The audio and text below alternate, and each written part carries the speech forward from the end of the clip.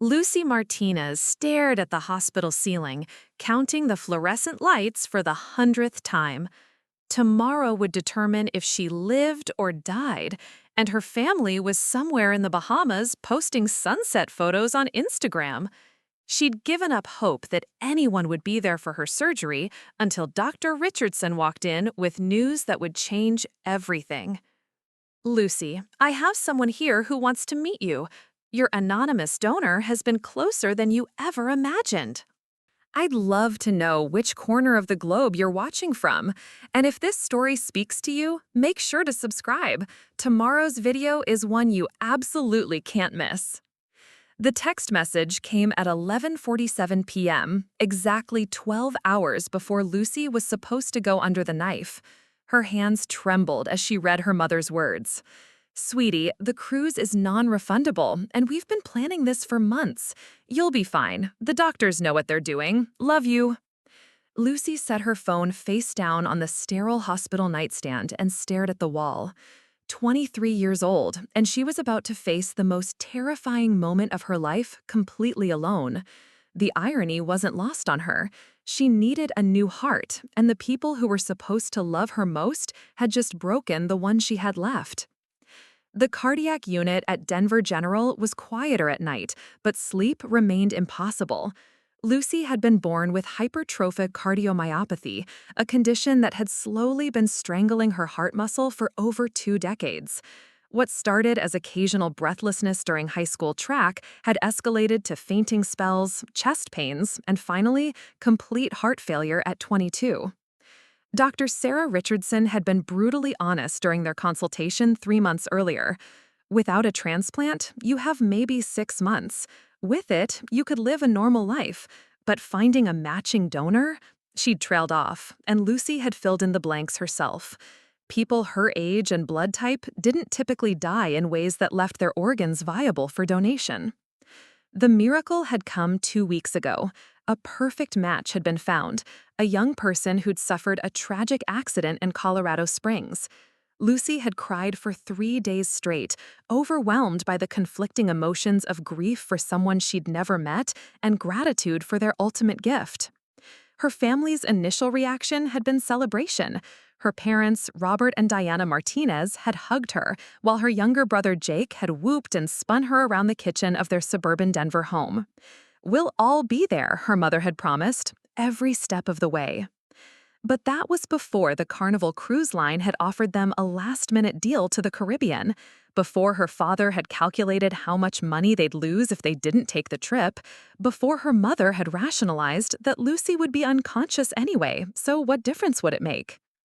The difference, Lucy realized as she watched the clock tick toward midnight, was everything. She'd spent her entire life being the sick kid, the one who couldn't keep up, the one whose medical bills had drained the family vacation fund year after year. Her parents had sacrificed Disney World for cardiac catheterizations, Hawaii for hospital stays. In their minds, they'd probably convinced themselves they deserved this trip, that Lucy owed them this moment of freedom from her failing body. Jake had been the most conflicted.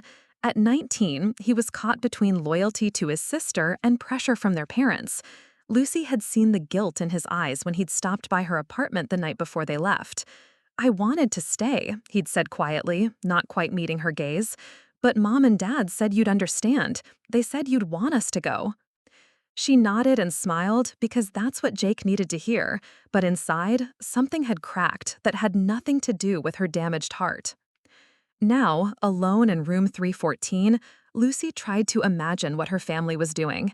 Probably sitting on the ship's deck, drinks in hand, watching the ocean stretch endlessly toward the horizon. Her mother would be reading one of those romance novels she loves, occasionally looking up to comment on other passengers. Her father would be calculating tips and planning shore excursions. Jake would be trying to meet girls his age while pretending he wasn't thinking about his sister lying in a hospital bed 1,200 miles away. The night nurse, a kind woman named Patricia, had checked on Lucy 3 times since visiting hours ended. Each time, she'd glanced at the empty visitor chairs and offered the same gentle smile. "Sometimes family shows love in different ways," she'd said during her last visit, but Lucy could see the disapproval in her eyes. Lucy had been through enough medical procedures to know the routine. Pre-op would begin at 5 a.m. with blood work and final preparations. Dr. Richardson would review the procedure one more time, explaining risks that Lucy already knew by heart. The anesthesiologist would discuss the delicate balance of keeping her unconscious but stable during the 8-hour surgery. And then they would wheel her into an operating room, where a team of strangers would quite literally give her someone else's heart. The philosophical weight of it had kept her awake many nights over the past 2 weeks. Whose heart would soon be inside her chest? What kind of person had they been? Did they have family members somewhere grieving while she prepared to celebrate a second chance at life? Dr. Richardson had told her that donor families sometimes chose to meet recipients, but it wasn't common, especially not immediately after surgery. The emotional complexities were usually too overwhelming for everyone involved. Lucy had signed papers indicating she was open to contact if the family desired it, but she hadn't expected anything to come of it. She thought about the last conversation she'd had with her parents before they'd boarded their cruise. Her mother had been applying sunscreen in the bathroom mirror while her father had loaded their luggage into the car. The conversation had been stilted, full of awkward reassurances and promises to call as soon as they had cell service. "You're going to be fine, mija," her father had said, using the Spanish endearment he'd called her since childhood. "When we get back, you'll be recovered and we'll celebrate together." But Lucy had heard what he wasn't saying. "We've given up so much for your illness. We deserve this trip. You'll be unconscious anyway." She understood their reasoning, even as it devastated her. Her parents had been married for 25 years, and Lucy's medical needs had consumed much of that time. Her father worked 2 jobs to pay for treatments insurance wouldn't cover. Her mother had become an expert in medical terminology, insurance appeals, and hospital meal schedules. They were exhausted, emotionally and financially drained. Still, understanding didn't make the abandonment hurt less. Lucy had called her best friend Emma 3 times that evening, but each call had gone to voicemail. Emma was probably out with her new boyfriend, living the carefree life that Lucy had never been able to experience. She'd stopped reaching out to college friends months ago when it became clear that her illness made everyone uncomfortable. People their age weren't supposed to face mortality. They were supposed to worry about student loans and career prospects, not whether they'd live to see their 25th birthday. The isolation had been gradual but complete. As her condition worsened, Lucy had withdrawn from social situations that required energy she didn't have. Friends had initially tried to include her, suggesting quiet activities or offering to visit, but eventually the invitations had stopped coming. It was easier for everyone if Lucy simply faded into the background of their lives, present only in occasional social media likes and birthday messages. Now, on the eve of her surgery, that isolation felt absolute. She was surrounded by the best cardiac team in Colorado, but she would face tomorrow without a single familiar face in the waiting room. The clock on the wall showed 2:15 a.m. when Lucy finally accepted that sleep wasn't coming. She'd been instructed not to eat or drink anything after midnight, so she couldn't even comfort herself with the terrible hospital coffee. Instead, she lay in the darkness, listening to the rhythmic beeping of heart monitors down the hall and wondering if this was how her donor had spent their last night alive. The harsh fluorescent lights flickered on at 4:30 a.m., 30 minutes before Lucy's scheduled wake-up call. She'd been lying awake anyway, watching the sunrise paint the Rocky Mountains in shades of pink and gold through her hospital window. Today would either be her rebirth or her funeral. Patricia arrived with the pre-op cart, her smile warm despite the early hour. "Good morning, sweetheart. Ready for your big day?" She began checking Lucy's vitals with practiced efficiency, noting numbers on a chart that would follow Lucy through every stage of the process. "As ready as someone can be for having their chest cracked open," Lucy replied, surprised by her own attempted humor. Maybe facing death made everything else seem trivial, including her usual anxiety about medical procedures. The blood draw revealed veins that had been poked and prodded countless times over the years. Patricia found a good spot on the first try, filling multiple vials with the dark red liquid that would be tested and retested before surgery began. "Your counts look good from yesterday," she said, labeling each tube with Lucy's patient ID number. "Dr. Richardson will be pleased." At 5:45 a.m., Dr. Richardson appeared in Lucy's doorway, her surgical scrubs replaced by street clothes and a white coat.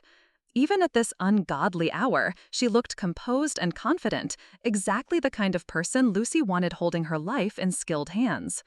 "How are we feeling this morning?" Dr. Richardson pulled up a chair beside Lucy's bed, something she'd never done during previous consultations. The gesture felt intimate, like they were friends having coffee rather than doctor and patient discussing life-or-death surgery.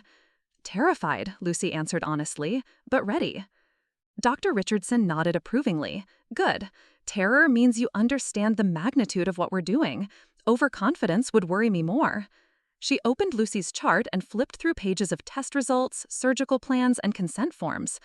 "I want to review everything one more time. Make sure you're completely informed." The next 20 minutes were a medical masterclass in cardiac transplantation.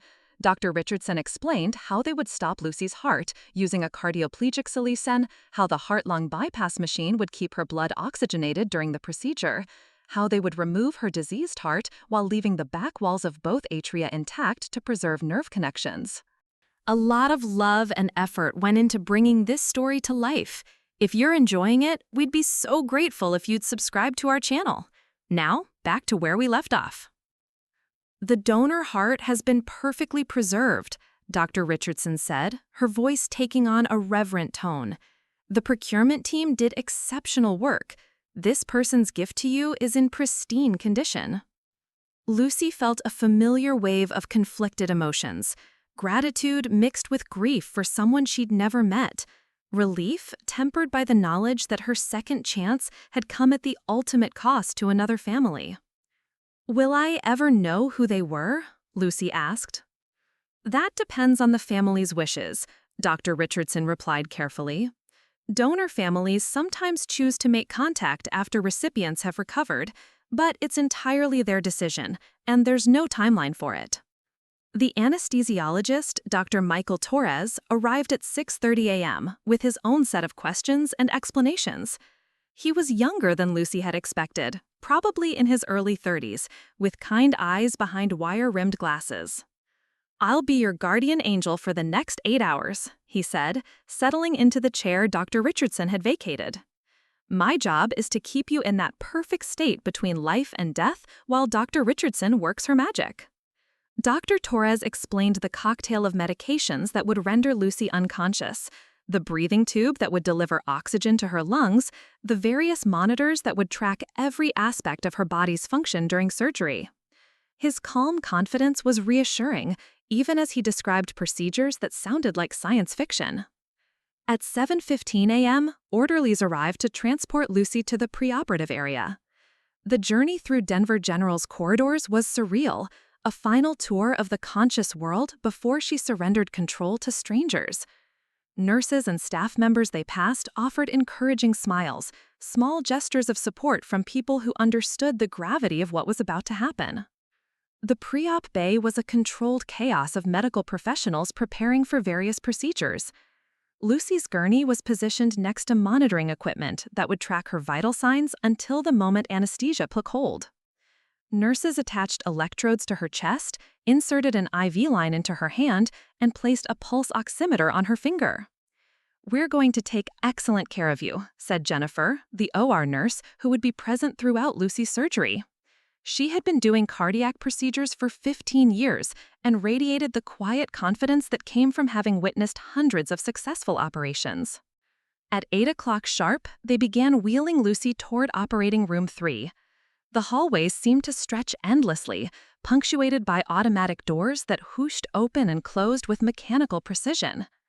Ceiling tiles flashed past like frames in an old movie, each one potentially the last thing Lucy would see as herself.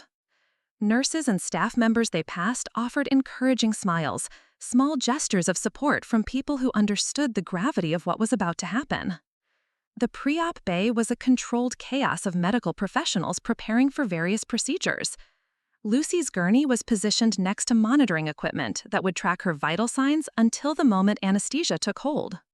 Nurses attached electrodes to her chest, inserted an IV line into her hand, and placed a pulse oximeter on her finger. "We're going to take excellent care of you," said Jennifer, the OR nurse who would be present throughout Lucy's surgery. She had been doing cardiac procedures for 15 years and radiated the quiet confidence that came from having witnessed hundreds of successful operations. At 8 o'clock sharp, they began wheeling Lucy toward operating room 3.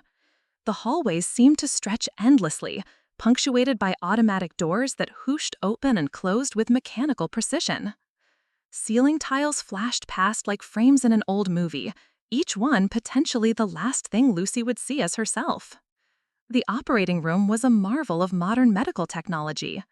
Monitors lined the walls, displaying readouts that would track every heartbeat, every breath, every electrical impulse in Lucy's body. The heart-lung bypass machine stood ready like a mechanical deity, prepared to assume the functions of Lucy's most vital organs. Dr. Richardson was already scrubbed in, her surgical team assembled around the operating table like a well-rehearsed orchestra. Each person had a specific role in the symphony they were about to perform, and Lucy was both the instrument and the audience. "Lucy, I want you to know that this donor heart has been treated with the utmost respect. The procurement was flawless, the preservation perfect. You're receiving an incredible gift." Dr. Torres approached with a syringe of propofol, the medication that would begin Lucy's journey into unconsciousness. "I want you to think about something beautiful," he said gently. "What's the most peaceful place you can imagine?" Lucy closed her eyes and pictured the small lake where her family had vacationed when she was 12, before her condition had worsened significantly. She remembered swimming without breathlessness, hiking trails without chest pain, feeling normal and whole and wonderfully ordinary. "I can see it," she whispered. "Hold on to that image," Dr. Torres said. "When you wake up, you'll be able to live it again." The propofol entered her IV line like liquid sleep, and Lucy felt herself floating away from the bright lights and beeping machines. Her last conscious thought was a prayer, not for herself, but for the family of the person's heart would soon beat inside her chest. Hours passed in dreamless darkness, while Dr. Richardson and her team worked with microscopic precision. The diseased heart that had struggled for 23 years was carefully removed, its chambers finally still. In its place, a healthy heart from a 21-year-old victim of a motorcycle accident was sutured into position with countless tiny stitches. The moment of truth came when Dr. Richardson removed the clamps and allowed Lucy's new heart to fill with blood. For several terrifying seconds, it remained still. Then, like a miracle, it began to beat with a strong, steady rhythm. "We have normal sinus rhythm," announced the cardiac monitor technician, and the entire OR team allowed themselves a moment of celebration. Lucy's new heart was beating perfectly, pumping blood through her body with vigor she hadn't felt in years. The transplant was a complete success. But as Dr. Richardson sutured Lucy's chest closed, neither she nor her patient knew that the most extraordinary part of this story was still to come.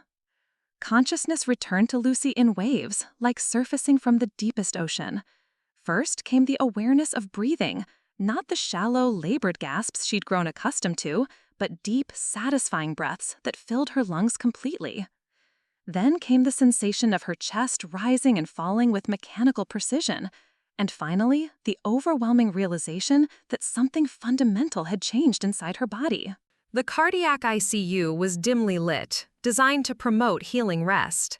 Lucy's eyes fluttered open to find banks of monitors displaying rhythmic patterns she'd never seen before, strong, steady heartbeats that registered consistently in the normal range. The numbers were foreign to her, having spent years watching her own erratic cardiac rhythms spike and plummet unpredictably. "Welcome back," came a gentle voice from beside her bed. Lucy turned her head slowly to see a new nurse, an older woman with silver hair and knowing eyes. "I'm Margaret, your ICU nurse. You've been sleeping for about 6 hours since surgery ended." Lucy tried to speak, but found her throat raw from the breathing tube that had been removed an hour earlier. Margaret anticipated her need, offering ice chips that melted into blessed coolness against her parched mouth. "The surgery was a complete success," Margaret continued, adjusting the flow of pain medication through Lucy's IV. "Dr. Richardson said it was one of the smoothest transplants she's ever performed. Your new heart started beating immediately." The magnitude of those words hit Lucy like a physical force. She was alive. More than alive, she was breathing without effort, her body no longer fighting a losing battle against cardiac failure. For the first time in months, she didn't feel the crushing fatigue that had become her constant companion. Margaret performed the routine post-surgical checks, noting Lucy's vital signs on a chart that showed remarkable improvement from her preoperative condition. "Your oxygen saturation is perfect," she said with genuine pleasure. "Blood pressure stable, heart rhythm beautiful. You're going to make a full recovery." But even in her medication-clouded state, Lucy noticed something Margaret wasn't mentioning: the complete absence of visitors. The ICU allowed family members for brief visits, even during the immediate post-operative period. Lucy's bedside remained conspicuously empty. "Has anyone called to check on me?" Lucy asked, her voice barely above a whisper. Margaret's expression grew carefully neutral. "The hospital contacted your emergency contact list. I believe your family is traveling?" The euphoria of survival crashed against the reality of abandonment. While Lucy had been fighting for her life, her parents and brother were probably enjoying poolside drinks and complaining about the ship's Wi-Fi being too slow to check their messages. Dr. Richardson appeared in the doorway just after 4 p.m., still wearing surgical scrubs but looking remarkably fresh for someone who just completed an 8-hour operation. Her presence filled the small ICU room with confident energy. "How are we feeling?" she asked, pulling up a chair beside Lucy's bed. "Different," Lucy replied honestly. "Like my body belongs to someone else." Dr. Richardson smiled. "That's completely normal. You're experiencing what we call cardiac rehabilitation. Your body is learning to function with a healthy heart for the first time in years. The sensation can be disorienting." She pulled out her tablet and showed Lucy the post-operative imaging results. "Your new heart is functioning perfectly. The suture lines look excellent, no signs of rejection, and your body is already adapting to improved circulation." Lucy studied the images of her chest cavity, where a stranger's heart now beat with steady determination. "Dr. Richardson, you mentioned earlier that the procurement team did exceptional work. Can you tell me anything about the donor?" The surgeon's expression grew thoughtful. "The donor was a 21-year-old individual who suffered a motorcycle accident 2 days ago. Young, healthy, with no history of cardiac problems. The family made the decision to donate multiple organs, and 5 people are receiving life-saving transplants because of their generosity." 5 people. Lucy felt the weight of that number. Her survival was just one part of a larger story of loss and redemption. "Heart, liver, kidneys, pancreas, and corneas," Dr. Richardson confirmed. "Your donor's family has given the gift of life to strangers across 3 states." Lucy closed her eyes, overwhelmed by the interconnected web of tragedy and hope that had brought her to this moment. Somewhere, a family was grieving the loss of their child, while simultaneously knowing that the child's death had prevented 5 other families from experiencing the same devastating loss.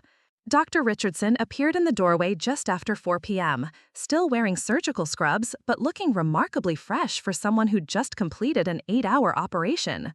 Her presence filled the small ICU room with confident energy. "How are we feeling?" she asked, pulling up a chair beside Lucy's bed. "Different," Lucy replied honestly. "Like my body belongs to someone else." Dr. Richardson smiled. "That's completely normal.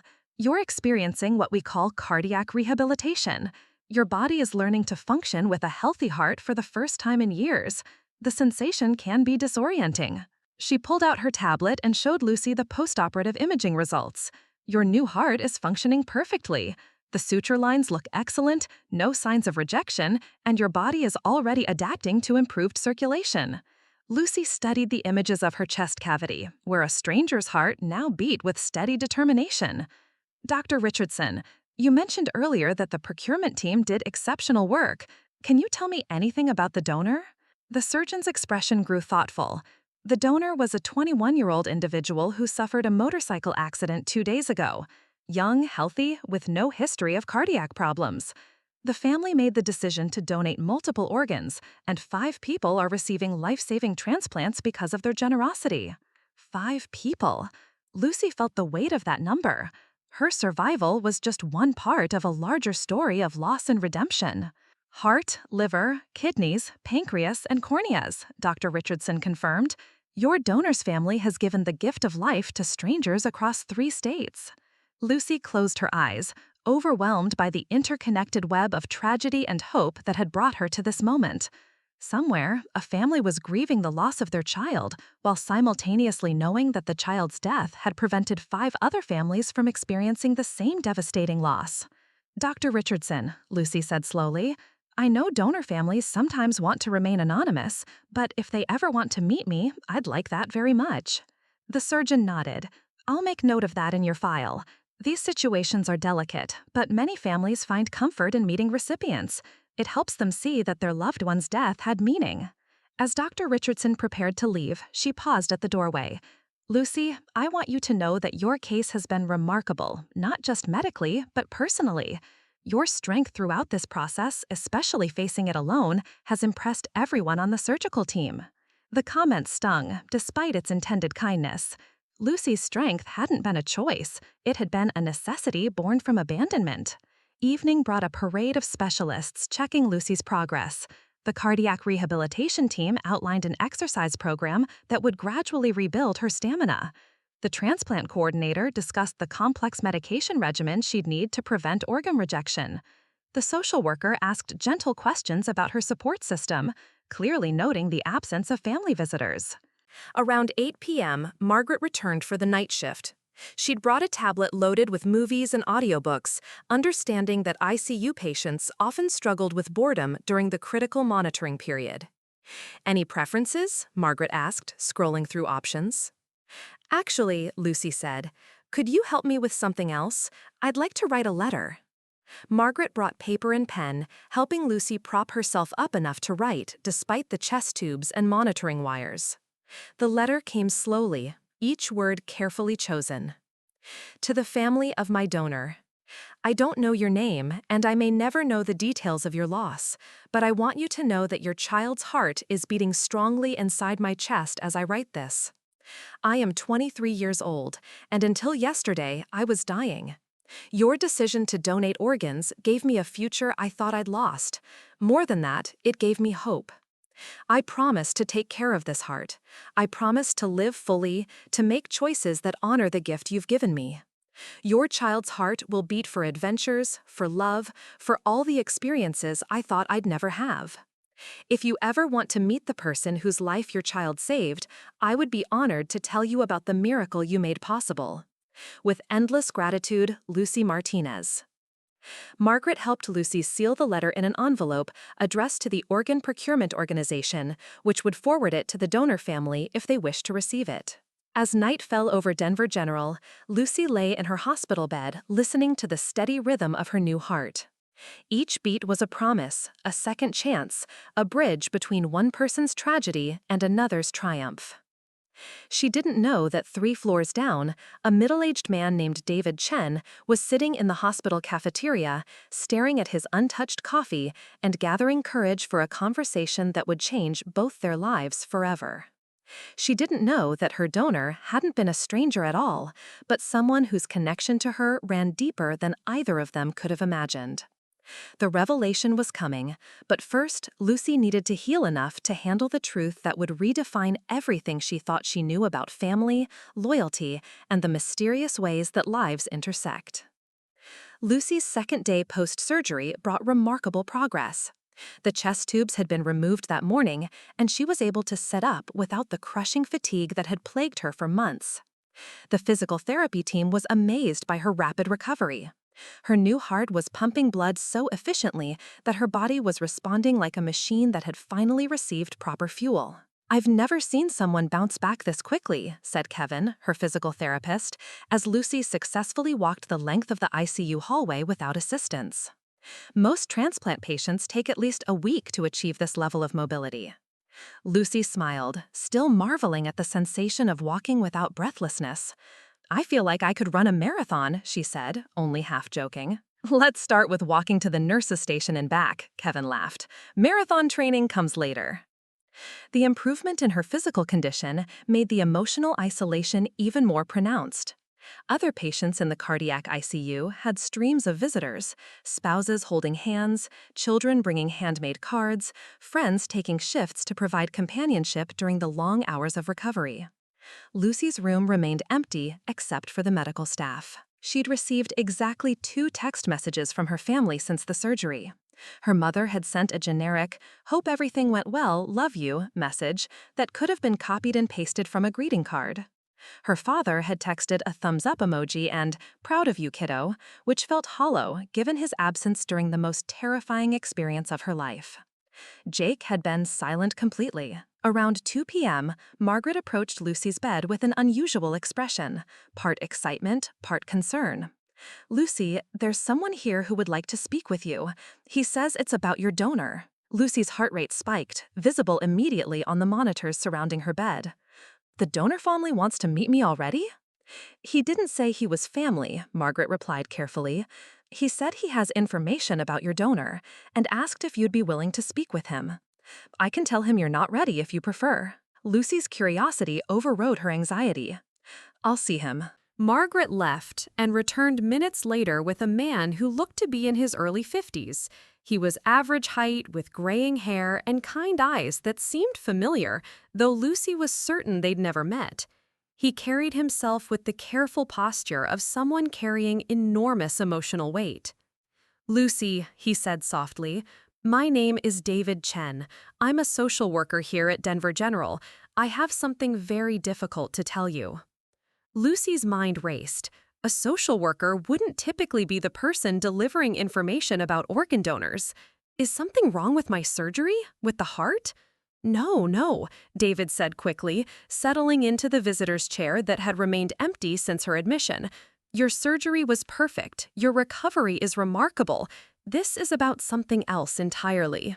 He pulled a small leather wallet from his jacket pocket and extracted a photograph, holding it for a moment before placing it face down on Lucy's bedside table. "Lucy, I need to ask you about your brother Jake." The question hit her like a physical blow. "What about Jake? He's on a cruise with my parents. They're in the Caribbean." David's expression crumbled, and Lucy saw tears forming in his eyes. "Lucy, Jake isn't on a cruise. Jake hasn't been on a cruise. Jake died 2 days ago in a motorcycle accident on Highway 285. The words didn't make sense. Lucy stared at David, waiting for him to correct himself, to explain that there had been some terrible mistake. "That's impossible. I got a text from my mother yesterday. She said they were enjoying the trip." "Lucy," David said gently, "your parents aren't on a cruise either. They've been here at Denver General since Tuesday night. They've been in the family waiting area while their son was on life support." The room began to spin. Lucy gripped the bed rails as the implications crashed over her in waves. "You're telling me that Jake is dead? That my brother is dead?" David nodded, tears now flowing freely down his cheeks.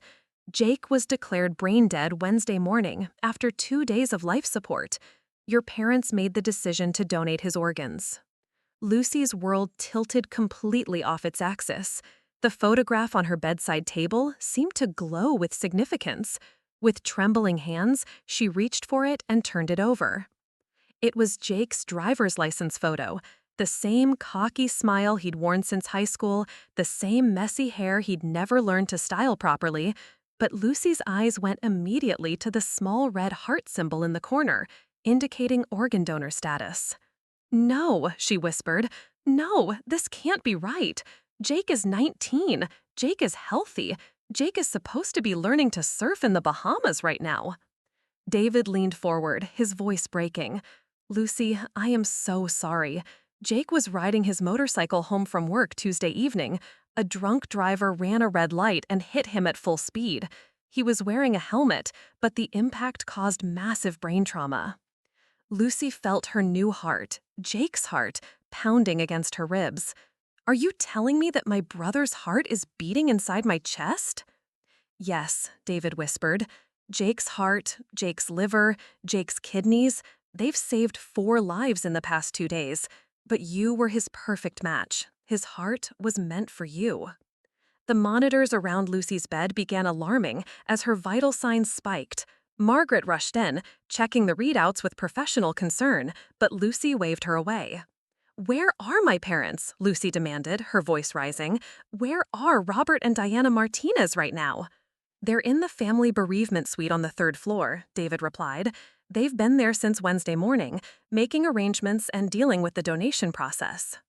"But they told me they were on a cruise. They abandoned me to go on vacation." David's expression grew even more painful. "Lucy, they didn't tell you about the accident because they were afraid the shock would affect your surgery. Dr. Richardson and I advised them to wait until you were stable before revealing the truth." Dr. Richardson knew? Lucy felt betrayed by the one person she'd trusted completely throughout this ordeal. "Everyone knew," David admitted. "The entire surgical team knew they were transplanting Jake's heart into his sister. It's why the surgery went so perfectly. Dr. Richardson was operating on the family." Lucy stared at Jake's photograph, trying to process the impossible reality. Her baby brother, who had seemed torn about missing her surgery, had ended up providing the very heart that saved her life. The brother she thought had chosen a vacation over her survival had made the ultimate sacrifice, without even knowing it. "Why didn't they tell me?" she asked, though the answer was becoming clear even as she spoke.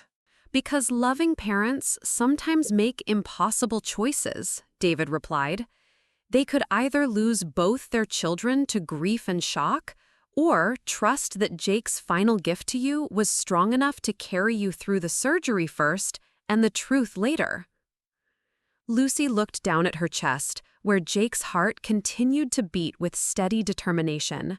Her little brother, who had followed her around as a child, who had learned to drive just so he could take her to medical appointments, who had always found ways to make her laugh during her darkest moments.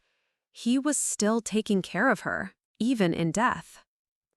The cruise story, the abandoned surgery, the empty visitor chairs, it had all been an elaborate fiction designed to protect her from a truth that might have killed her before Jake's heart could save her. "I need to see them," Lucy said quietly. "I need to see my parents right now." The wheelchair felt unnecessary. Lucy's new heart was pumping with such vigor that she could have walked to the third floor, but hospital protocol demanded it for patients less than 48 hours post-surgery. David Chen pushed her through corridors that seemed different now, charged with the weight of truth she finally understood. The family bereavement suite was located in the hospital's quietest wing, designed to provide privacy for families facing unimaginable loss.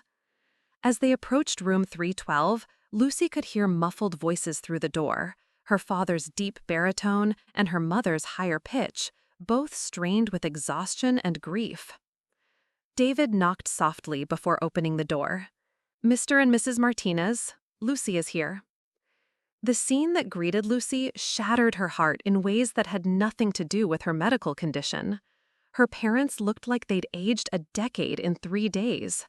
Her father sat hunched in a chair by the window, still wearing the clothes he'd put on Tuesday morning when the world had made sense. Her mother was curled on a small couch, surrounded by crumpled tissues and papers from the organ donation organization. "Mija," her father whispered, rising unsteadily to his feet. The Spanish endearment carried the weight of every unsaid goodbye, every moment of terror they'd hidden from her. Her mother looked up with red-rimmed eyes that widened in shock.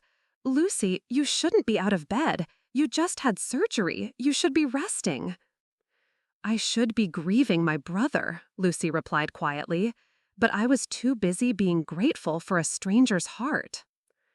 The silence stretched between them, heavy with 3 days of deception and a lifetime of love complicated by impossible circumstances. Diana Martinez began crying again, not the gentle tears of relief Lucy had expected, but the deep, wrenching sobs of a mother who had buried one child to save another. "We didn't know how to tell you," her father said, crossing the room to kneel beside Lucy's wheelchair. "Dr. Richardson said the shock could cause complications. Your body was already under so much stress." Lucy reached out and touched her father's face, feeling the stubble that proved he hadn't left the hospital since Tuesday. Dad, I thought you abandoned me. I thought you chose a vacation over being here for my surgery. Never, Robert Martinez said fiercely. We have never left this building. We've been here every moment, watching over both of you. Diana joined them, kneeling on Lucy's other side. We watched them bring Jake here Tuesday night. We watched them try to save him. And when they told us there was no hope, when they asked us about organ donation, the first thing we thought was that maybe his death could save your life. But you couldn't have known we'd be compatible, Lucy said. We didn't, her mother replied. But Jake knew. When he got his license renewed last month, he specifically asked about organ donation. He said if anything ever happened to him, he wanted to help people like his sister. The revelation hit Lucy like a physical blow. Jake had been preparing to save her life without even knowing she would need saving. He talked about you all the time, Diana continued, about how unfair it was that you were sick, about how much he wished he could fix it. The transplant coordinator said that in 15 years of organ donation, she'd never seen a more perfect genetic match between siblings. David Chen had quietly withdrawn to give the family privacy, but Lucy could see him through the doorway, updating Dr. Richardson on her condition via phone. I need to understand something, Lucy said carefully. When did you know that Jake's heart would go to me? Wednesday morning, her father replied. When the organ matching results came back, they told us immediately. Dr. Richardson asked us how we wanted to handle telling you. And you decided to lie to me about where you were? We decided to let Jake save your life before we asked you to help us mourn his death, Diana corrected gently. We were terrified that if you knew the truth, your heart might not survive the surgery. The emotional shock, the survivor's guilt, Dr. Richardson was worried it could cause complications. Lucy looked down at her chest, where Jake's heart maintained its steady rhythm. So, all those text messages about the cruise? We sent them from right here, her father admitted. We were sitting beside Jake's hospital bed when your mother texted you about the cruise being non-refundable. The cruelty of it stung, even understanding their reasoning. Do you have any idea what that felt like, thinking my family had abandoned me during the most terrifying moment of my life? Yes, Diana said, because we felt the same way when Jake was fighting for his life and we couldn't tell you. We couldn't comfort each other because we were too busy protecting you. The complexity of their situation began to sink in. While Lucy had been preparing for surgery, her parents had been watching their son die. While she'd been feeling abandoned, they'd been making the impossible decision to donate Jake's organs. While she'd been recovering from transplant surgery, they'd been planning their 19-year-old son's funeral. I'm so sorry about Jake, Lucy said, the words feeling inadequate for the magnitude of loss they represented. He would be so happy right now, Diana replied. Seeing you sitting up, seeing you breathe without struggling, seeing you have a future again. Jake always said that if his heart was going to beat anywhere, he'd want it to be keeping his big sister alive. Dr. Richardson appeared in the doorway, having finished her conversation with David. I'm sorry to interrupt, but I wanted to check on Lucy's condition and discuss what happens next. She pulled up a chair, addressing all 3 family members. Lucy, your recovery has been remarkable. Jake's heart is functioning perfectly in your body. From a medical standpoint, this transplant is a complete success. What about from an emotional standpoint? Lucy asked. That's more complicated, Dr. Richardson admitted. Sibling-to-sibling organ donation carries unique psychological challenges. You're going to experience grief, survivor's guilt, and complex feelings about carrying your brother's heart.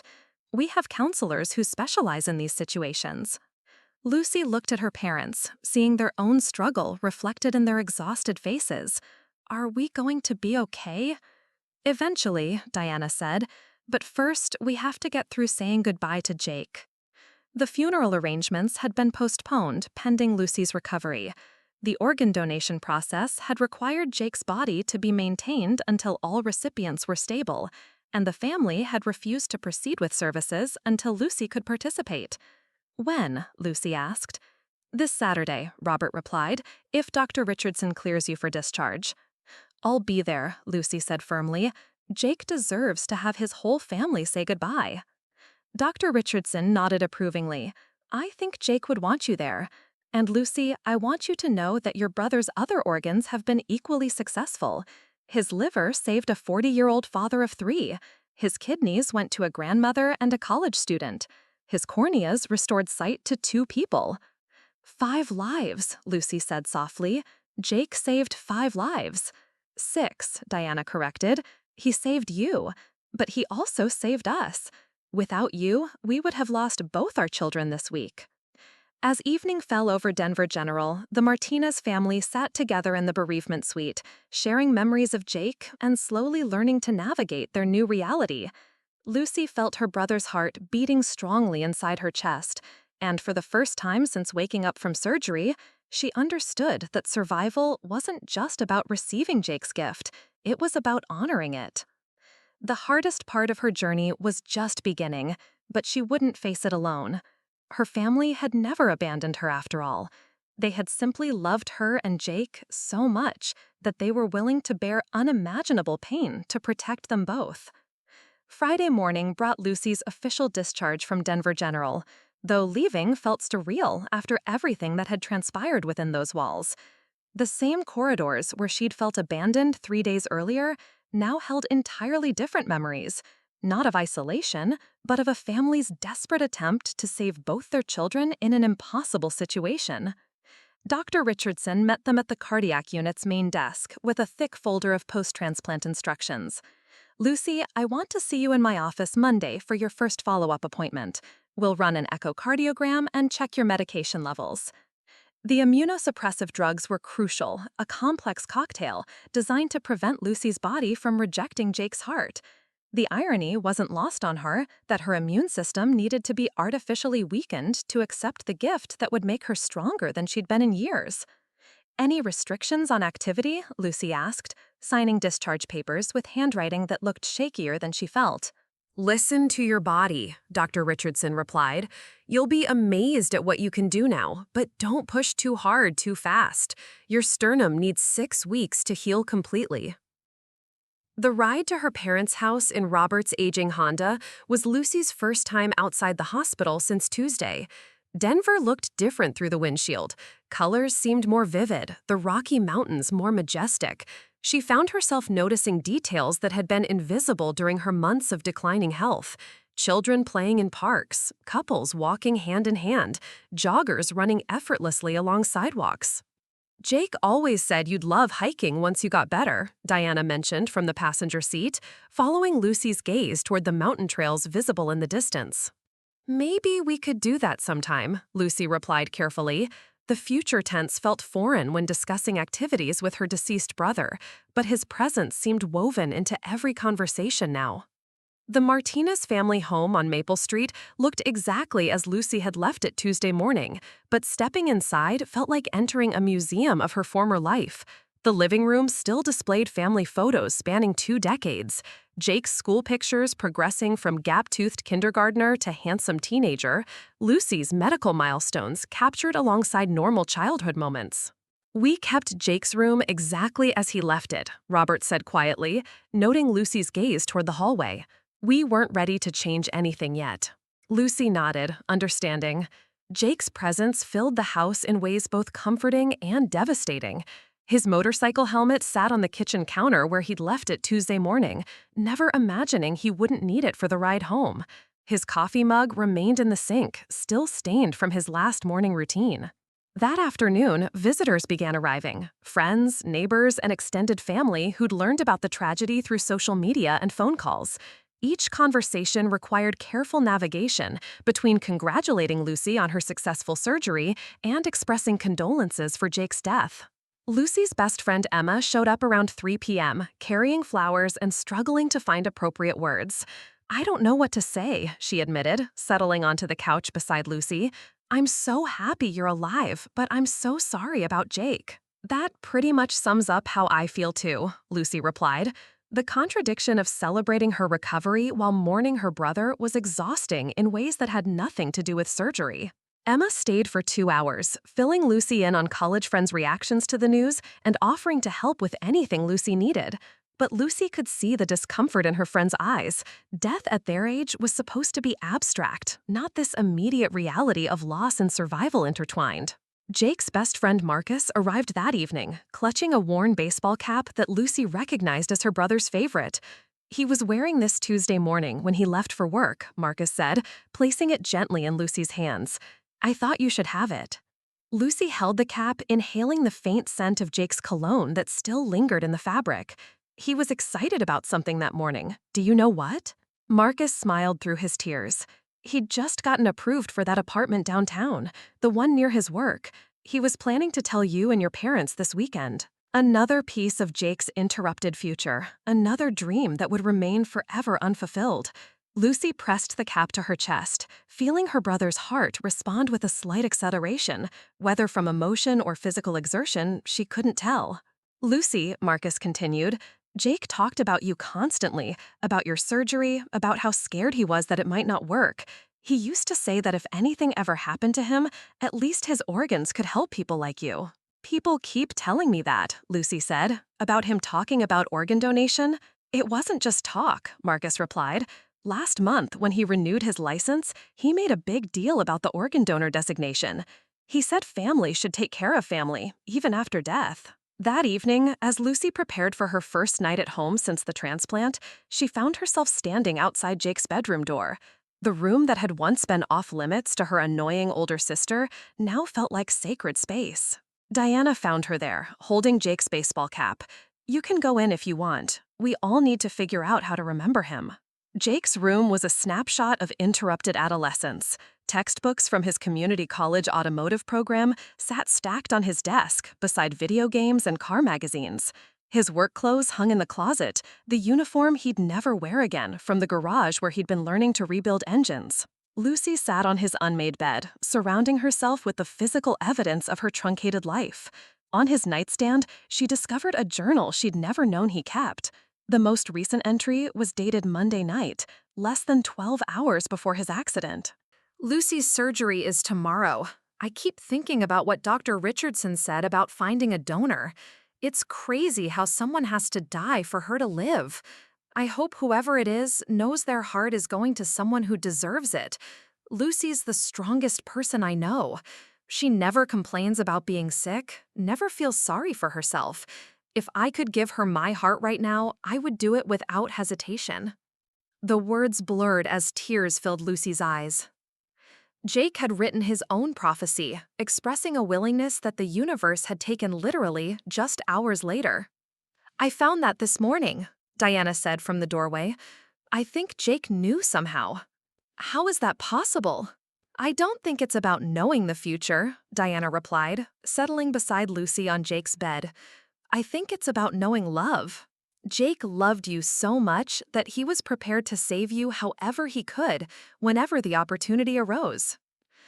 As night fell over the Martinez household, Lucy lay in her childhood bedroom, listening to Jake's heart maintain its steady rhythm inside her chest.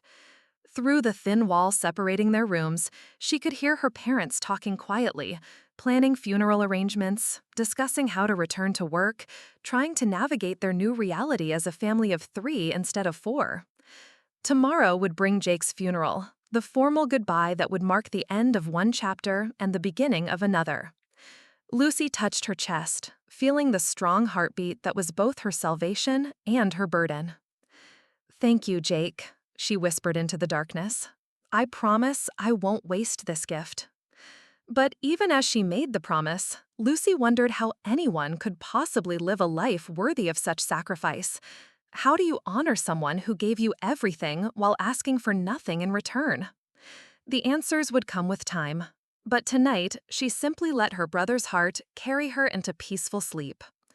Saturday morning dawned crisp and clear, the kind of Colorado day that Jake had always loved for motorcycle rides. Lucy stood before her bedroom mirror, adjusting the black dress she'd bought online Friday evening, her first purchase as a person with a functioning heart. The simple act of online shopping had felt revolutionary. She'd had energy to browse, compare options, and imagine wearing clothes to events beyond medical appointments. The funeral home had filled beyond capacity by 10 a.m. Jake's short life had touched more people than Lucy had realized. Classmates from high school, co-workers from the garage, neighbors who remembered the kid who'd shoveled their driveways without being asked. The motorcycle community had shown up in force, their bikes lined up outside like a mechanical honor guard. Lucy sat in the front pew between her parents, acutely aware of every heartbeat echoing through the sanctuary. Jake's casket was closed. The family had decided on a celebration of life rather than a traditional viewing. Photos of Jake throughout his 19 years covered easels around the altar, chronicling his journey from chubby-cheeked toddler to the young man who'd unknowingly saved his sister's life. Pastor Williams, who had baptized both Martinez children, spoke about the mysterious ways that love transcends death. Jake Martinez lived 19 years, but his impact will be measured in lifetimes, he said, his voice carrying across the packed room. Through organ donation, Jake continues to breathe, to see, to pump blood through hearts that were failing. His legacy isn't measured in years, but in the years he's given to others. When it came time for family members to speak, Robert Martinez approached the podium with trembling hands. "My son Jake was stubborn," he began, drawing gentle laughter from the assembled crowd. He was stubborn about helping others, stubborn about protecting his family, and apparently stubborn enough to keep taking care of his sister even after death. Diana followed with memories of Jake's childhood, his obsession with taking apart household appliances to understand how they worked, his fierce protective of Lucy during her medical struggles, his dream of opening his own auto repair shop by age 30. Then it was Lucy's turn.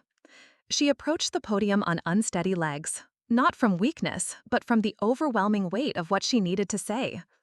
The congregation fell silent, understanding that this moment was unlike any other funeral they'd attended. 3 days ago, I woke up from heart transplant surgery believing my family had abandoned me, Lucy began, her voice stronger than she'd expected.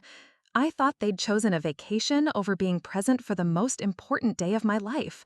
I was wrong about everything except the part about it being the most important day of my life. She paused, looking out over the faces staring back at her, some crying, others leaning forward to catch every word. Jake didn't just save my life Tuesday night. He'd been preparing to save it for months, maybe years. When he renewed his driver's license and checked the organ donor box, he told his friend Marcus that family should take care of family, even after death. Lucy's hand moved instinctively to her chest. I can feel my brother's heart beating right now. It's beating stronger and steadier than my heart ever did. It's hard for both of us. She pulled out a folded piece of paper, the letter she'd written to Jake's donor family, not knowing she was writing to herself. I wrote a letter to my donor's family, promising to take care of their child's heart, promising to live fully and make choices that would honor their gift. I'm making that same promise to Jake now, in front of all of you. Lucy looked directly at her parents. Mom, Dad, I understand why you lied to me about the cruise. You were trying to save both your children, and you did. But I need you to know that Jake never abandoned me either. His heart was with me in that operating room. His love carried me through surgery. His gift is carrying me into whatever comes next. The congregation was openly weeping now, but Lucy felt a strange sense of peace settling over her. Jake always said he wanted to travel, to see the world beyond Colorado.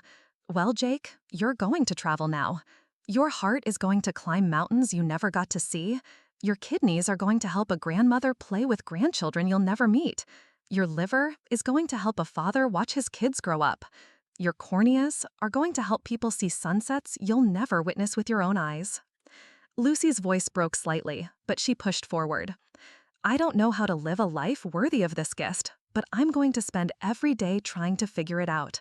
I'm going to love fiercely, dream boldly, and live fully for both of us. The funeral procession to Riverside Cemetery stretched for nearly a mile.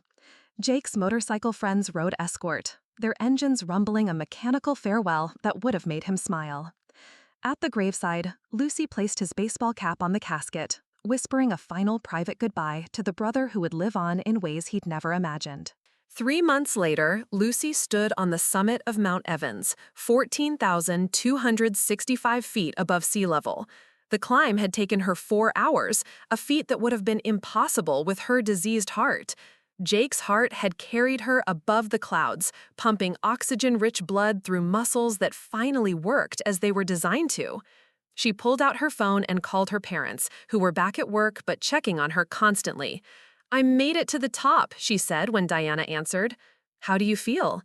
Lucy looked out over the Colorado Rockies, stretching endlessly toward the horizon, Jake's heart beating steadily in her chest. "I feel grateful. I feel strong. I feel like Jake got to see this view after all." Dr. Richardson's latest tests had shown perfect heart function with no signs of rejection. Lucy's body had embraced Jake's gift completely, as if it had been waiting for this heart all along. She'd started volunteering with the Organ Donation Awareness Program at Denver General, speaking to families facing impossible decisions about their loved ones. Her story had inspired 17 new organ donor registrations in the past month alone. Lucy had also enrolled in nursing school, planning to specialize in cardiac care. "I want to help other people receive the kind of gift Jake gave me," she'd told her parents. "I want to be there for families going through what we went through." As she began her descent from Mount Evans, Lucy felt Jake's presence in every heartbeat, every breath, every step toward the future he'd made possible. She thought about the other recipients of his organs, the grandmother probably playing with grandchildren today, the father coaching his son's baseball game, the college student studying for finals, the two people seeing clearly for the first time in years. Jake Martinez had lived 19 years, but his legacy would beat in hearts, filter through kidneys, process through livers, and shine through eyes for decades to come. His family hadn't lost him. They'd simply learned to find him in different places. That night, Lucy wrote in the journal she'd started keeping since the transplant. Day 94 post-transplant. I climbed my first mountain today. Jake's heart never missed a beat. I think he would have loved the view from up there, all of Colorado spread out like a promise of adventure. I'm learning that honoring his gift doesn't mean living perfectly. It means living authentically, with gratitude for every ordinary miracle of a functioning heart. The doctors say I could live another 60 years with Jake's heart. That's 60 years of sunrises he's giving me, 60 years of dreams he's making possible, 60 years of love he's helping me share with the world. Thank you, Jake. Every day, thank you. 1 year after the transplant, Lucy received a phone call that would change everything again.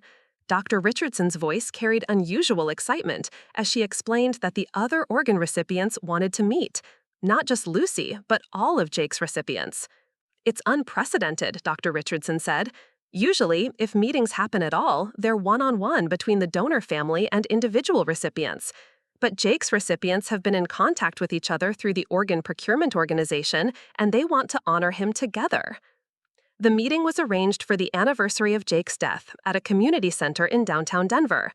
Lucy arrived early, nervous about facing the other people who carried pieces of her brother inside them. Would they feel like strangers, or would she somehow recognize Jake in their presence? Margaret Torres, the 42-year-old mother who'd received Jake's liver, was the first to arrive. She embraced Lucy immediately, tears streaming down her face. "I have 3 children who almost lost their mother to liver failure," she said. "Jake gave me the chance to see them graduate, get married, have children of their own." Next came David Park, the 21-year-old college student who'd received one of Jake's kidneys. He was studying mechanical engineering, the same field Jake had planned to pursue. "When I found out my donor was only 2 years older than me and loved working with engines, I changed my major," David explained. "It felt like a sign." Eleanor Watson, 73 years old and recipient of Jake's second kidney, arrived with her husband of 50 years. "We thought we'd have to say goodbye," she whispered to Lucy. "Your brother gave us more time together." The 2 cornea recipients, Sandra Mills and Thomas Chen, no relation to David Chen from the hospital, had both regained sight after years of progressive blindness.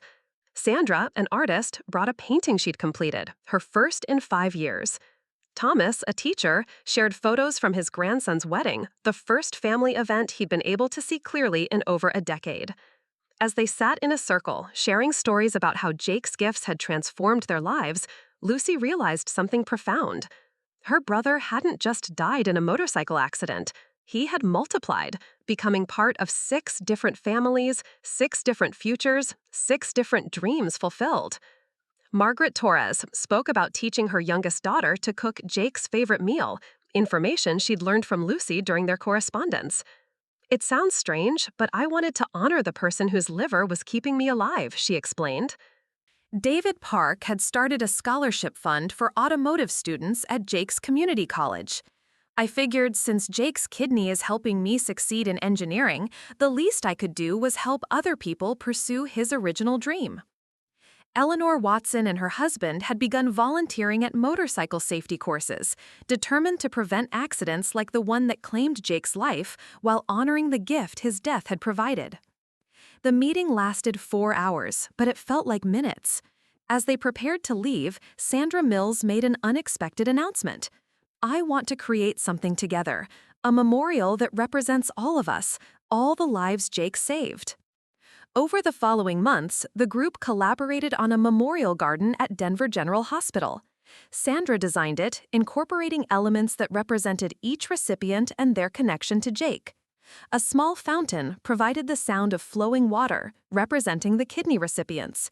Native Colorado wildflowers bloomed in patterns that suggested mechanical gears, honoring Jake's love of engines. A heart-shaped stone bench bore a plaque that read, "Jake Martinez, 1 life, 6 hearts, infinite love." The garden's dedication ceremony drew hundreds of people, including many of the medical staff who had participated in Jake's organ procurement and the recipient's transplant surgeries. Dr. Richardson spoke about the ripple effects of organ donation, how one person's decision to donate could impact entire communities across generations. Lucy had been asked to speak at the dedication, but as she stood before the gathered crowd, she found herself thinking not about prepared remarks, but about a conversation she'd had with Jake just weeks before his accident. They'd been discussing her upcoming surgery, and Jake had wondered aloud about the donor who would eventually save her life. "I hope whoever it is knows they're helping the best person in the world," he said, "and I hope their family knows that their person's heart is going to someone who will never take it for granted." "Jake never got to meet the person whose heart saved my life," Lucy told the audience, "but he became that person. He never got to thank a donor family for their sacrifice, but he became that family. Jake didn't just give me his heart, he gave me the understanding of what it means to live as both donor and recipient, giver and receiver, brother and sister connected by love that transcends death." As the ceremony concluded and people began to disperse, Lucy noticed a young woman standing alone near the memorial fountain. She was about Jake's age, with dark hair and sad eyes that seemed familiar.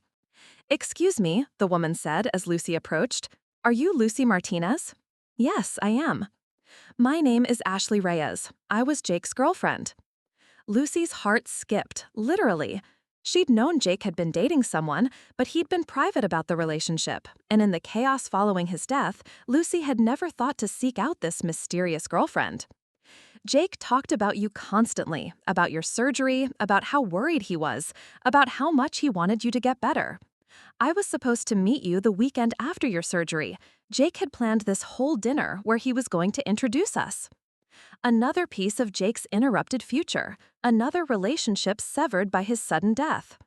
But as Ashley shared memories of her time with Jake, Lucy began to understand her brother in new ways. "Jake was scared about your surgery," Ashley revealed, "not because he thought it wouldn't work, but because he was terrified of losing you. He used to say you were the strongest person he knew, but you were also his best friend. He couldn't imagine life without his big sister."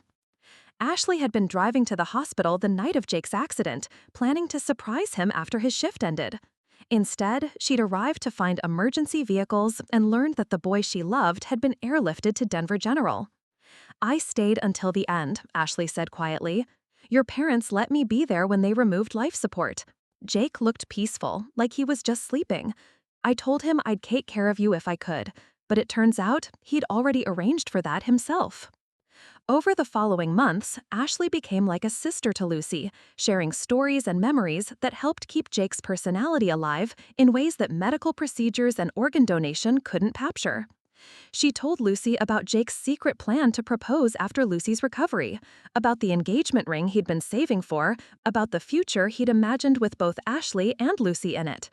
He was going to ask you to be his best man, Ashley laughed through tears during one of their coffee meetings. He said tradition was stupid, and he wanted his sister to stand beside him when he got married. 2 years post-transplant, Lucy graduated from nursing school with highest honors. Ashley attended the ceremony, along with Lucy's parents and Margaret Torres, who had become like extended family. In her valedictory speech, Lucy spoke about how healthcare wasn't just about treating disease, but about understanding the intricate web of relationships that make healing possible. Every patient has a story, she said. Every family has made sacrifices. Every recovery represents not just medical success, but human triumph over circumstances we never expected to face. Lucy was offered positions at several prestigious hospitals, but she chose to return to Denver General's cardiac unit, working alongside the team that had saved her life. Her first day as a registered nurse, she walked past room 314, the room where she'd spent those terrifying pre-operative hours, and whispered a thank you to Jake. Dr. Richardson, now in her final year before retirement, took particular pleasure in watching Lucy comfort pre-transplant patients and their families. "You have a gift for this work," she told Lucy during a quiet moment between patients. "You understand both sides of the transplant experience in ways that textbooks can't teach."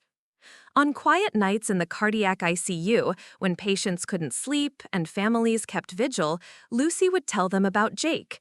Not the medical details of organ donation, but the love story underneath it all.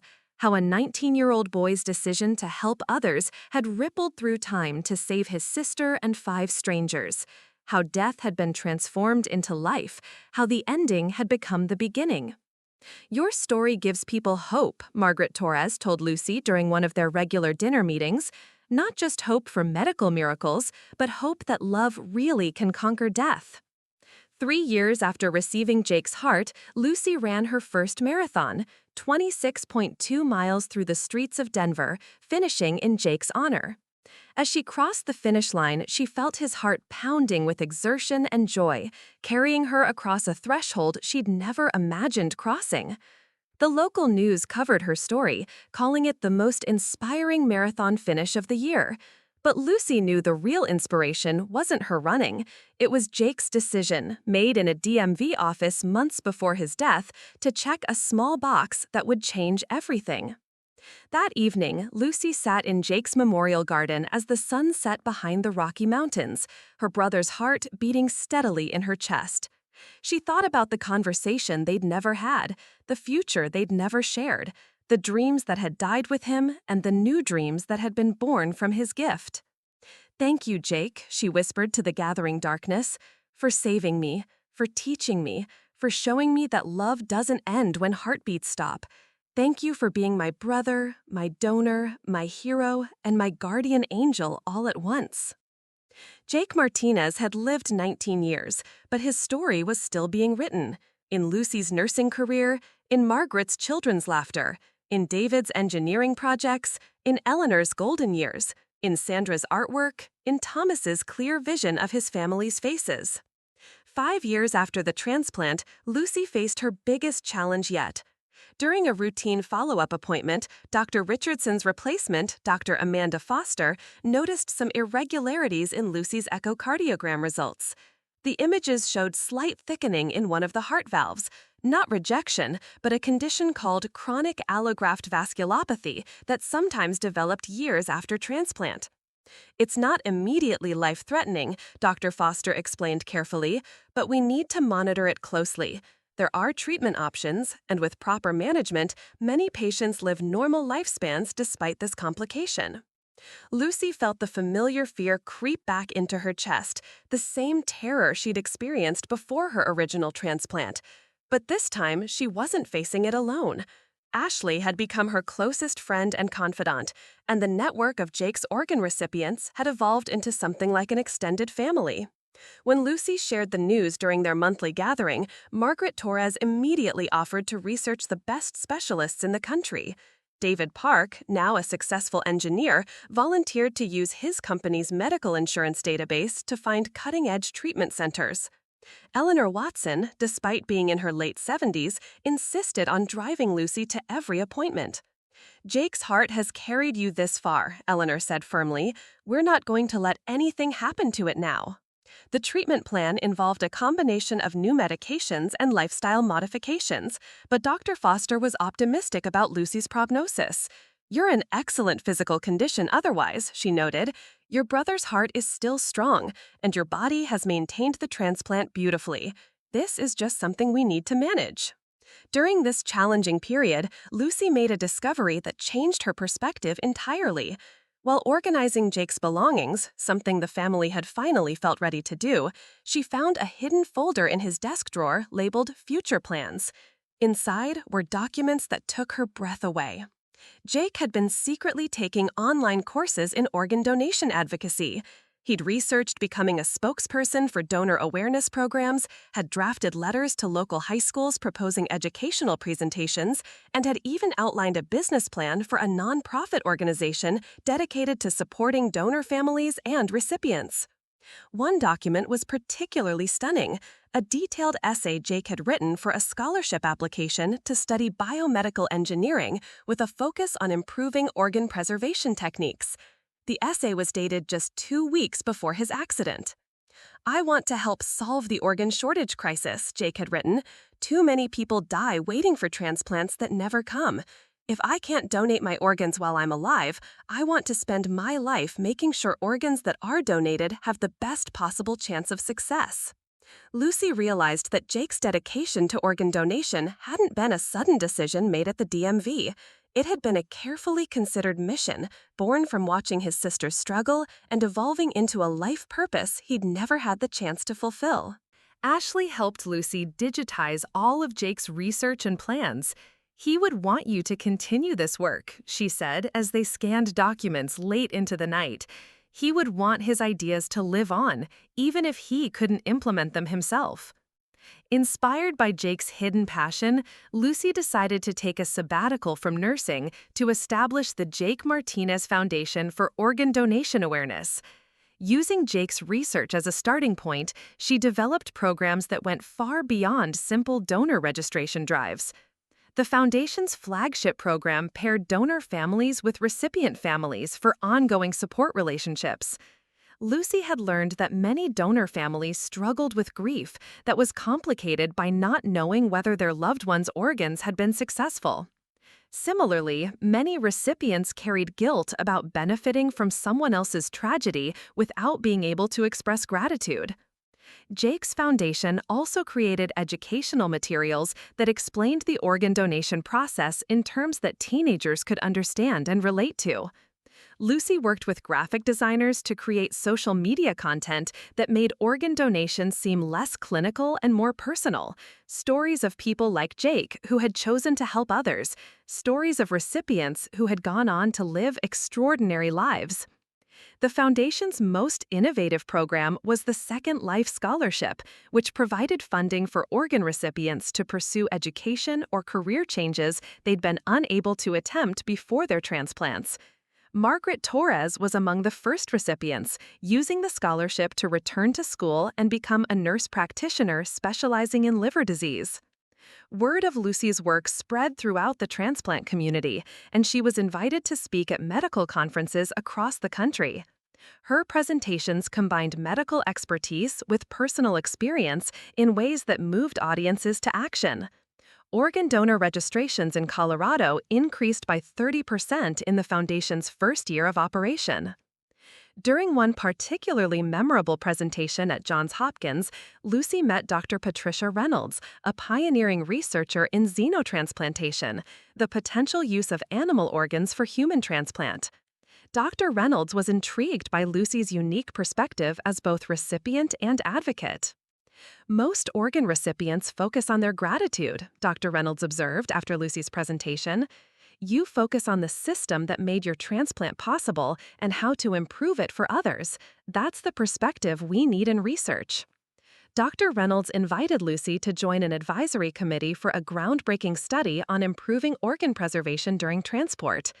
Lucy's insights as a recipient, combined with Jake's research on preservation techniques, contributed to protocol improvements that increased organ viability by 15%.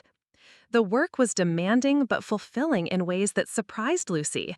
She'd expected to feel closest to Jake when she was quiet and reflective, but instead, she felt his presence most strongly when she was advocating for other families facing transplant decisions.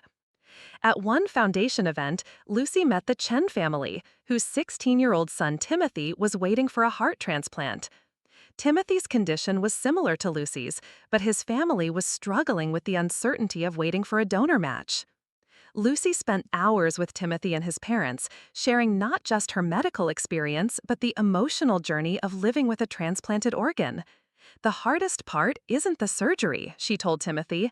It's learning to see yourself as worthy of someone else's ultimate gift. 6 months later, Timothy received his transplant. His donor was an 18-year-old girl named Maria Santos, who had died in a climbing accident. The Santos family chose to meet Timothy and his family, creating another connection in the expanding web of lives touched by organ donation. Lucy attended Timothy's 1-year anniversary celebration, watching him play basketball with energy she remembered feeling after receiving Jake's heart. Maria's parents were there too, tears of joy streaming down their faces as they watched their daughter's heart enable Timothy to run and jump and live fully. This is what Jake envisioned, Ashley whispered to Lucy as they watched Timothy score a winning basket. Not just saving one life, but creating a community of people who save each other. As Lucy entered her 7th year post-transplant, her health scare had resolved completely with proper treatment. Jake's heart continued to beat strongly, and her annual cardiac function tests showed excellent results. Dr. Foster had declared her condition stable and her prognosis outstanding. The Jake Martinez Foundation had grown beyond Lucy's wildest expectations, operating in 12 states and directly contributing to over 200 successful organ transplants through improved education and family support programs. Lucy had been featured on national television, written a best-selling memoir called Jake's Heart, and received recognition from the American Heart Association for her advocacy work. But the achievement that would have made Jake proudest was simpler and more personal. Lucy had learned to date again, to trust someone with her complicated history and uncertain future. She'd met Dr. Carlos Mendoza, a trauma surgeon at Denver General, during a foundation fundraising event. Carlos had been part of the medical team that tried to save Jake the night of his accident, though Lucy didn't learn this until months into their relationship. When he finally told her, she expected to feel disturbed by the connection, but instead felt a sense of completion, another thread in the intricate tapestry that connected her present to Jake's sacrifice. "I remember that night," Carlos told her during a quiet dinner at their favorite restaurant. "I remember how hard everyone worked to save him, and how devastated we all felt when we couldn't. If I'd known then that his heart was going to save you, that his death would lead to your foundation saving hundreds of other lives, I think it would have helped all of us process the loss." Lucy and Carlos's wedding was held in Jake's Memorial Garden at Denver General, surrounded by the organ recipients who had become her extended family, the medical professionals who had saved her life, and the donor families who had become part of her mission. Ashley served as maid of honor, wearing Jake's baseball cap as a tribute to the brother who couldn't be there to walk Lucy down the aisle. During the ceremony, Lucy placed her hand over her heart and spoke directly to Jake. "Thank you for bringing me to this moment," she said, her voice carrying across the garden. "Thank you for the heartbeats that got me here, for the love that made it possible, and for the mission that gives my life purpose." As night fell over Denver and the wedding celebration continued, Lucy danced with Carlos to the same song that Jake had planned to use for his first dance with Ashley. Jake's heart beat steadily in her chest, pumping blood through a body that was now strong enough to dance until dawn, to love without reservation, to build a future that honored the past while embracing infinite possibilities. Jake Martinez had lived 19 years, but his story was still being written, in Lucy's marriage, in Timothy's basketball games, in Margaret's nursing career, in the hundreds of families who had found hope through the foundation bearing his name, in the research that will save lives for generations to come. Lucy Martinez had received the ultimate gift from the person who loved her most, and she had finally learned how to unwrap it completely. One heartbeat, one day, one life saved, one love story, one family reunited, one mission fulfilled at a time. Looking for more? We've got 2 amazing stories ready for you right on screen. If this one touched you, these are absolutely worth your time. Click to watch them now. And hey, subscribe and hit that bell to never miss our latest uploads.